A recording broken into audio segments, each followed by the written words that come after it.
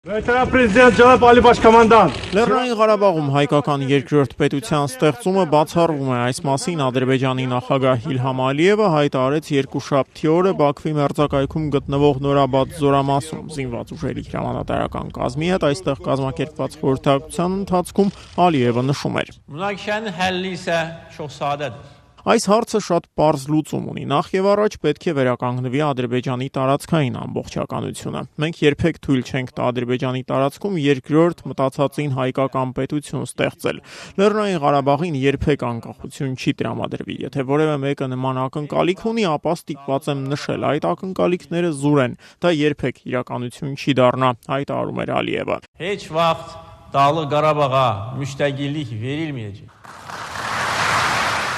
Ադրբեջանի նախագահը երեկվա իր ելույթում անդրադարձավ նաև այն առավելագույն կարգավիճակին, որին ըստ պաշտոնական Բաքվի կարող է հավակնել Լեռնային Ղարաբաղը։ Լեռնային Ղարաբաղը կարող է կարգավիճակ ստանալ բացառապես միասնական ադրբեջանական պետության սահմաններում։ Հենց դա է Ղարաբաղյան խնդրի լուծումը, եւ դա որքան շուտ հասկանա Հայաստանի ղեկավարությունն, այնքան լավ հենց իր համար։ Տարածքային ամբողջականության ապահովում, օկուպացիայի դադարեցում, այն հիմնական գործոնները, որ կնպաստեն այս հակամարտության կարգավորմանը, հայտարարում էր Ալիևը։ Պաշտոնական Երևանը բավական արագորեն արձագանքեց Ալիևի հայտարարություններին։ Հայաստանի փոխարտգործնախարար Շավարշ Քոչարյանը Ալիևի Աբշերոնի թերակղզում գտնվող զորամաս կատարած այցից հաշված ժամեր անց հայտարարություն տարածեց, որում մասնավորաբար նշված էր. Այն փաստը, որ մեկ դար էլ չկա, ինչ Ադրբեջան պետությունը հայտնվել է աշխարհի քարտեզի վրա, չի կարող արդարացում հանդիսանալ Ադրբեջանի ղեկավարության կողմից միջազգային իրավունքի հիմնարար նորմերի չիմացության համար։ Հարկ է եւս մեկ անգամ հիշեցնել, որ ՄԱԿ-ի կանոնադրությամբ ինքնորոշված սուբյեկտի կարգավիճակը որոշվում է նրա ժողովրդի կողմից,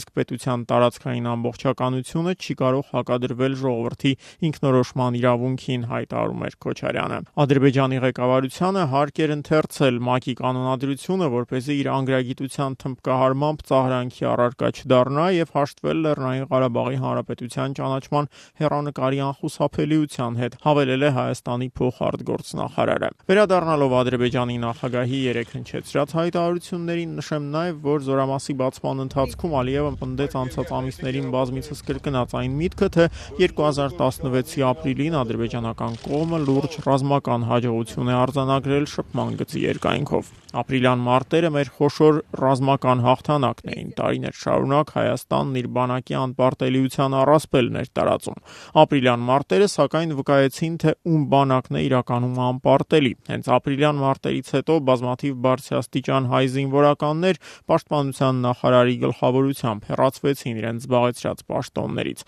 Այդ ամենը հենց ապրիլյան ռազմական գործողությունների արդյունքն էր, հայտարարում էր Իլհամ Ալիևը։ Ordumuzda ruh yüksəkliyi var. Մեր բանակում իրական ոգևորություն է նկատվում, հայրենասիրությունը բարձր մակարդակի վրա է, մեր բանակի մարտունակությունը նաև բարձր է գնահատվում միջազգային հանրության կողմից։ Հիշում եմ սակայն, որ մի քանի տարի առաջ, երբ ինձ ներկայացրեցին երկրի տարբեր շրջաններում գտնվող զորամասերի լուսանկարները, իրավիճակը խիստ անմխիթար էր։ Կիսաքանդ շենքեր, զորանոցներ, որոնք պիտանի չէին բնակության համար, սննդամթերքի ապահովումը գտնվում էր շատ ցածր մակարդակի վրա։ Այսօր սակայն մեր բանակն աշխարհի ուժեղագույն զինված ուժերի թվում է թե մարտունակության եւ թե տեխնիկական հագեցվածության առումով, դիմելով բանակի հրամանատարությանը պնդում էր Իլհամ Ալիևը։ Bizim